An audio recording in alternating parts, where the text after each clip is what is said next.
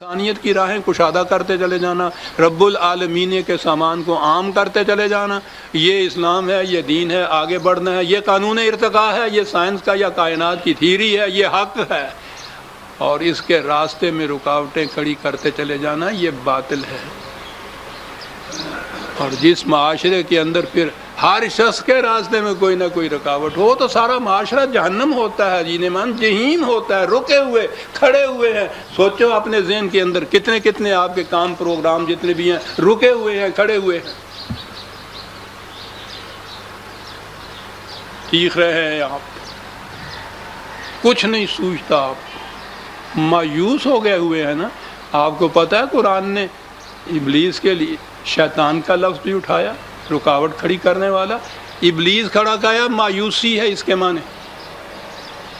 جب رکاوٹیں اتنی آپ کے سامنے آ جاتی ہیں کہ کوئی آپ کو سوچتا نہیں طریقہ ان کو ریموو کرنے کا، ان کو ہٹانے کا، تو وہاں مایوسی آپ کے اوپر چھا جاتی ہے۔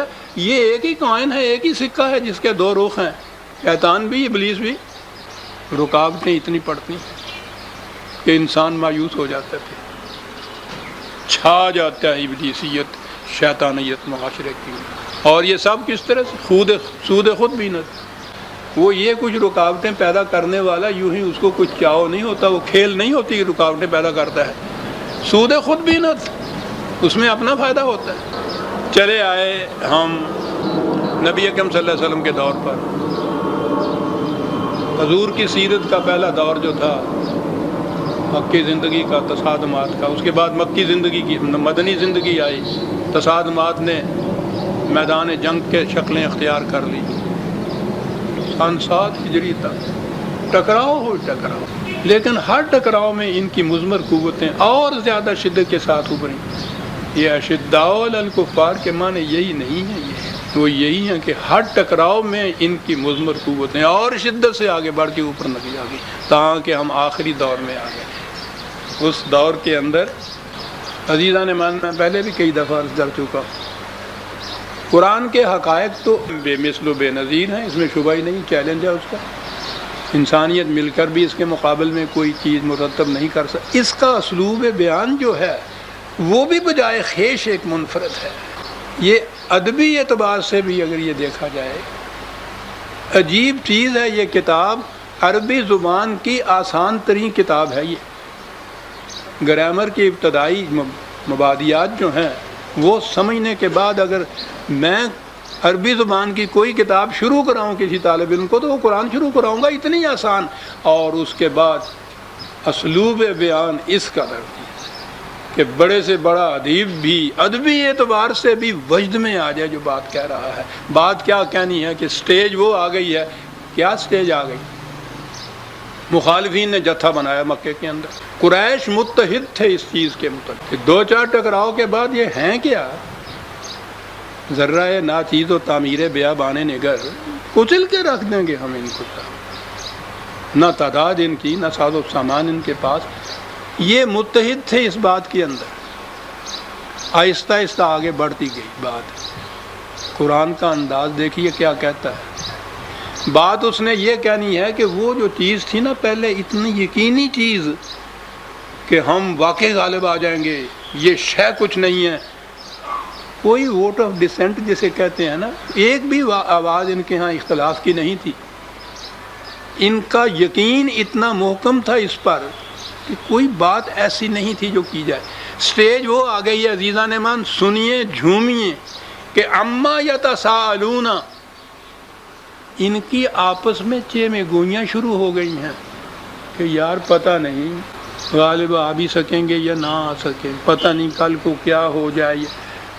اندازہ لگائیے، بات کہنے کی یہ تھی قرآن کی کہ اس لمبی کشمکش کے اندر میدان وہ آ گیا ہے کہ انہیں بھی خود اپنے پروگرام منظوم کے متعلق وہ یقین نہیں رہا۔ یہ نہیں کہا کہ انہیں یقین نہیں رہا۔ عزیزان من، کوئی ادب پسند ہے تو وہ غور کرے کیا بات ہے کہ یہ ایک دوسرے سے پوچھنے لگ گئے ہیں کہ یار کوئی ذرا سوچیے تو صحیح ہے کہ ہم ہیں بھی ٹھیک حق پہ، کیا یہ ہو بھی جائے گا؟ جب سٹیج یہ آ جائے نا کسی دشمن میں تو سمجھ لیجئے شکست آ گئی۔ اور اتنی سٹیج ہی نہیں ہے ہم فیہ مختلفون، اب اختلاف بھی ان کے اندر پیدا ہونا شروع ہو گیا۔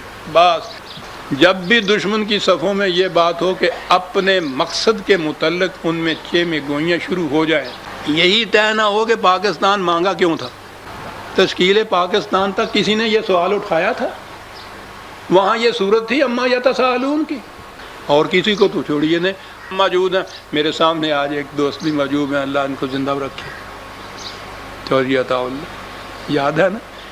کبھی کسی طرح کبھی بھی یہ بات آپس میں ہم نے یہ کی تھی کہ یہ کیوں ہو رہا ہے، یہ کیوں ہم کہہ رہے ہیں بھئی ہوگا بھی یا نہیں ہوگا؟ سوال ہی نہیں تھا، چٹان کی طرح محکم یقین تھا، یہ کبھی یہ بات نہیں ہوئی۔ اختلاف تو بات ہی بہت۔ اس کے بعد پہلا سوال ہی یہ اما یتساءلون ہوا، پوچھ رہے ہیں کہ مانگا کیوں تھا۔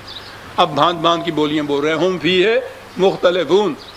وہ کہہ رہا ہے صاحب یہ تو ہندو کی تنگ نظری تھی اصل میں، جس کی وجہ سے ہم مجبور ہو گئے۔ دل ایسی چیز کو ٹھکرا دیا نخبت پرستوں نے، بہت مجبور ہو کر ہم نے پیمان وفا بدلا، بڑے مجبور ہو گئے تھے ہم۔ ہندو اگر ذرا بھی شفقت کا ہاتھ رکھتا تو کہاں کا پاکستان، کہاں کا اسلام صاحب، ہم اس کے ساتھ اسی طرح مفاہمت کر۔ اور اگر آج بھی وہ یہ کر لے تو ٹھیک ہے جی، کہ جی نہیں یہ تو معاشی مسئلہ تھا، یہ بڑے بڑے جاگیردار، بڑے بڑے سرمایہ دار جو تھے ہندوستان میں رہتے ہوئے، ان کے پاس معاش کے میدان بڑے محدود تھے، انہوں نے یہ کچھ کرا دیا سب۔ کسی نے کہا کہ نہیں جی یہ انگریز کی سازش تھی، ہندوستان کو ٹکڑے ٹکڑے کرنا چاہتا تھا۔ ہم فیہ مختلفون، یعنی پہلے یتساءلون ہوا کہ آپس میں چہم گوئیاں سی شروع ہوئیں۔ عزیزان من، ساری داستان ہماری یہ ہے۔ ہم نے جو وہاں کبھی ایک دوسرے سے یہ پوچھا تک نہیں تھا کہ ہم یہ کیوں کر رہے ہیں، ہم یہاں آ کے یہ سن رہے تھے، یہ باتیں ہم سے پوچھا جاتا تھا۔ اما یتساءلون، اور پھر ہم فیہ مختلفون، شکست موجود۔ جو حالت آپ کی ہوئی ہے وہ اس کی وجہ سے، جو ہو ذوق یقین پیدا تو کٹ جاتی ہیں زنجیریں۔ یہ جو زنجیریں کٹی تھیں ہماری ہندو و انگریز دونوں کی غلامی سے، وہ ذوق یقین کی بنا پر تھی۔ یتساءلون کی صورت ہی وہاں تصور میں بھی نہیں ہمارے آئی تھی کہ ہم نے ایک دوسرے کے متعلق کبھی پوچھا ہو کہ کیوں بھائی کچھ ہوگا بھی ہے۔ مختلفون کا تو سوال ہی نہیں تھا۔ دونوں شکلیں ہمارے سامنے آج آ گئی، اور نظر آ رہا ہے کہ ہر شخص کام رہا ہے، سو پوچھ رہا ہے کہ یار پاکستان کا کیا بنے گا۔ آ گئے نا اس مقام پہ، اس کا نتیجہ یہ ہے کہ یہ بات ہو کہ کیا بنے گا۔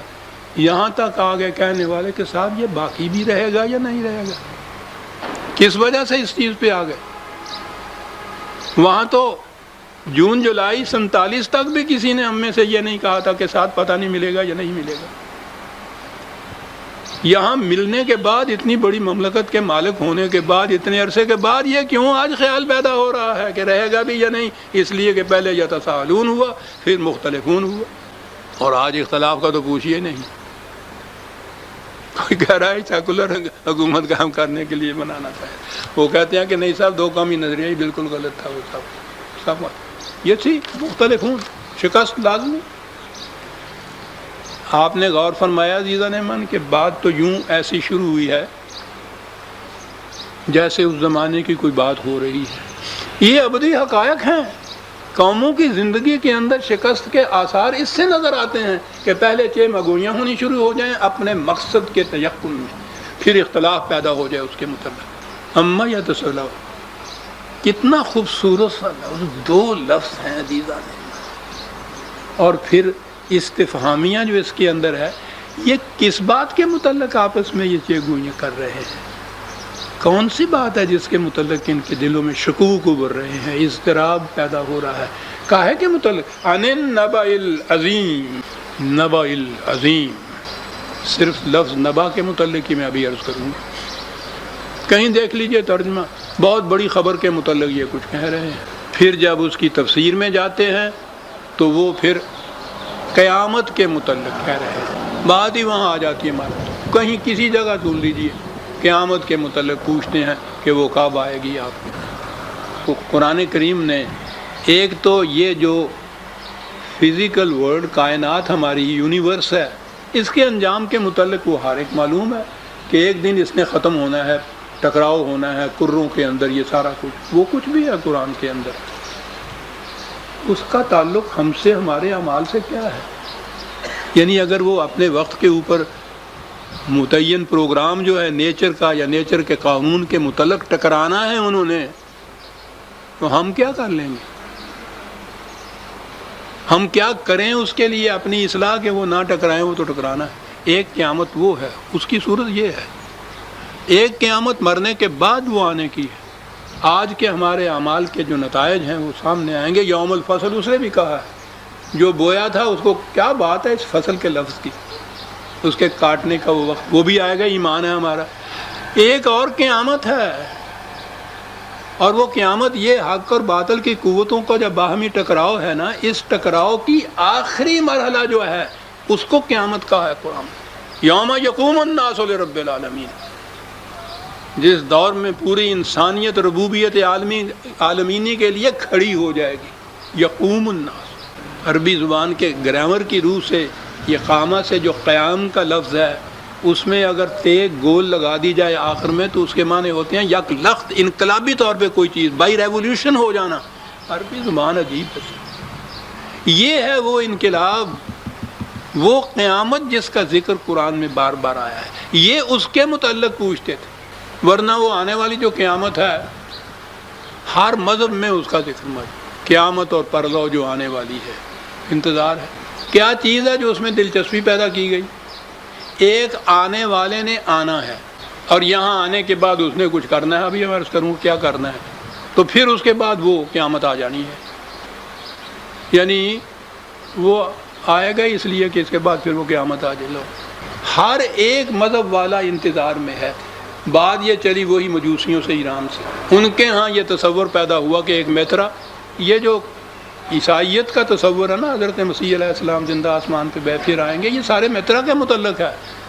ان کا تصور یہ تھا کہ ان کے ہاں کا میترا آسمان پہ چلا گیا، اس نے آخری زمانے میں قرب قیامت کے قریب یہاں آنا ہے میترا۔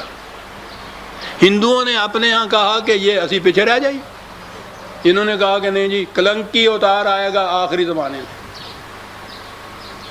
بدھ والوں نے کہا کہ تمہارا آئے گا، ساڈا نہیں آئے گا، متیا آئے گا بدھ والوں کا، یہ صورت پیدا ہو جائے گی آخری زمانے میں۔ وہ سارے آخری زمانے میں۔ یہودی کہنے لگے کہ صاحب وہ اب تک انتظار میں کہ مسیح آئے گا، انتظار میں بیٹھے ہیں۔ وہ جو آ کے اس نے کہا میں ہوں، تو اس کو صلیب دے دیا بقول ان کے، آئے گا، پھر بیٹھے ہیں انتظار کر رہے ہیں۔ عیسائیت انتظار کر رہے ہیں عیسیٰ علیہ السلام کا کہ وہ آئے گا، ہر ایک انتظار کر رہا ہے آنے والے کا۔ ہم بھی ان کی دیکھا دیکھی انتظار کر رہے ہیں، حالانکہ وہ جتنے آنے والے انتظار میں تھے، کس آنے والے کے انتظار میں تھے، وہ تو آ گیا سرزمین حجاز میں محمد الرسول اللہ، آ گیا خاتم النبیین۔ پچھلے جتنے انتظار کرنے والے تھے ان کے لیے بھی وہ المنتظر بن کے آ گیا، اور آگے آنے والے کے حقیقے کو ختم کر دیا ختم نبوت نے۔ لیکن ہم بھی انتظار میں بیٹھے ہیں، سب انتظار میں بیٹھے ہیں۔ یہ کیا کریں گے آ کر؟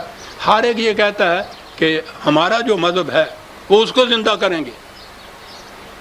آپ سوچیے عزیزان من کہ مجوسیوں والا مجوسیوں کے مذہب کو زندہ کرے گا، کلنکی اوتار ویدک دھرم کو زندہ کرے گا، متیا بدھ مت کو زندہ کرنے کے لیے لڑائی لڑے گا، یہودیت کا مسیح یہودیت کو، عیسائیوں کا عیسیٰ علیہ السلام وہ عیسائیت کو زندہ کرے گا، مسلمانوں کے یہ جو اسلام، یہ سارے بیک وقت کٹھے ہو جائیں گے، اور ہر ایک اپنے اپنے مذہب کو زندہ کرنے کے لیے تلوار ہاتھ میں ہوگی، تو قیامت آ ہی گئی۔ بیٹھے ہیں اس انتظار کے اندر کہ آنے والا آ بھی گیا، اور یہ ابھی تک انتظار کر رہے ہیں۔ یہ وہ جو ہے ان النبأ العظیم، یہ اس آنے والی قیامت کے متعلق نہیں، نہ تو مرنے کے بعد کی قیامت کے متعلق ہے، اور نہ ہی یہ جو اس عرضی یا طبعی کائنات کے اختتام پہ وہ جو سارے آگے اکٹھے ہوں گے، پھر یہ پٹاخے پہن گے نہ دے، یہ سارا کچھ جو ہوگا یہ اس کے متعلق بھی نہیں ہے۔ میں نہیں یہ کہہ رہا، عزیزان من قرآن کی بصیرت، دو لفظ کہنے کے بعد یہ کہا کہ کلا سیعلمون، اور یہ تو ابھی دیکھ لیں گے وہ کہ حمد کیا ہے، آ رہی ہے، سیعلمون۔ یہ عربی زبان کا سین دیکھیے کیا کہہ رہا ہے، ابھی نظر آ جائے گا، ابھی دیکھ لیں گے۔ اور پھر یہ چیز اتنی زیادہ تیقن کے ساتھ کہی گئی، کلا سیعلمون ثم کلا سیعلمون، نہیں سمجھا تو پھر سمجھ لو ابھی تمہاری سمجھ میں آ جائے گا کہ وہ قیامت کیا ہے، آ رہی ہے صاحب۔ اللہ اکبر، سمجھ میں آ گیا کہ یتساءلون کیا بات تھی؟ یقین کی عمارت کی بنیادیں ہل گئی تھی، اختلاف پیدا ہو گیا تھا قوم کے اندر، اور اس کے بعد کہا کہ جب یہ حالت تمہاری ہوگی تو اب انتظار لمبا کون سا ہو گیا، وہ تو سب چیزیں تیار ہیں۔ سیعلمون، کلا سیعلمون، یہ سیعلمون صاحب کسی کی نگاہ نہیں جاتی کہ وہ کیا کہہ رہا ہے عربی زبان میں، ابھی سامنے تمہارے آ رہے ہیں، دیکھ لو گے ابھی تم۔ دیکھا انہوں نے اپنے سامنے یہ سارا کچھ جو قیامت آ رہی تھی۔ یہ جو چیز ہے عزیزان من، سامنے کی قیامت اور سامنے کا جہنم، یہ نہ دیکھا جائے تو پھر انسان تمام اسی اضطراب میں رہتا ہے۔ سخن نامہ و میزاں دراز تر گوئی، ہزار حیث نہ بینی قیامت موجود، بلکہ اس سے بھی زیادہ ایک دو شعر اس کے وہ بڑے دلچسپ ہیں۔ دوزخ واعظ کافر گرے گفت، کیا بات ہے اس شخص کی، واعظ جو دوسروں کو کافر بناتا جاتا تھا اور ہر کافر کے متعلق کہتا تھا یہ بھی جہنم میں، یہ بھی جہنم میں، کہتا چلا جا رہا تھا۔ حدیث خوش تراز و کافر گفت، اس سے بھی زیادہ ایک خوش تر بات جو تھی وہ کافر نے کہی، جو یہ کہہ رہا تھا۔ اس نے کیا کہا؟ اس نے کہا کہ ندانت آن غلام احوال خود را، کہ دوزخ را مقام دیگراں گفت، یہ خود دوزخ کے اندر کھڑا ہے اور کہہ رہا ہے کہ دوزخ دوسروں کا مقام ہے، اپنے دوزخ کو نہیں دیکھ رہا جس میں یہ کھڑا ہے۔ ہم سب اپنے اپنے دوزخ میں کھڑے ہیں عزیز من، اور دوسروں کے متعلق فتوے صادر کر رہے ہیں، یہ بھی جہنمی، یہ بھی جہنمی، یہ بھی جہنمی، اور جس جہنم میں یہ کھڑا ہے اسے یہ نہیں دے۔ کلا سیعلمون ثم کلا سیعلمون، ہم تو اپنی آنکھوں کے سامنے دیکھ رہے ہیں۔ عزیزان من، مجھے خوشی ہوئی کہ آج اس کی ابتدا اس صورت کی ہم نے یہ کر لی، اب آگے راستے کھل جائیں گے سمجھنے کے۔ ربنا تقبل منا انک انت السمیع العلیم۔ شکریہ۔